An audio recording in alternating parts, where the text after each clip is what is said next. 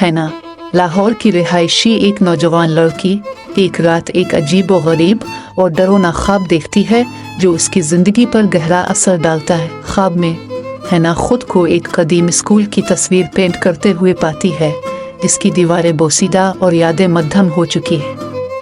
अचानक इसे अपने पीछे एक मौजूदगी का एहसास होता है जो उसकी जिल्द को सुन कर देती है। मुड़कर देखते ही वो एक ऐसे शख्स को देखती है जिसका चेहरा खौफनाक मुस्कुराहट से मस्खशदा है और जिस्म का निचला हिस्सा गायब है, सिर्फ एक मुअल्लक धड़ बाकी है। फ्लूज हैना फरार होने की कोशिश करती है लेकिन वो आसिफ इसका हाथ बर्फ की तरह ठंडी गिरफ्त में पकड़ लेता है जिससे वो हरकत नहीं कर पाती।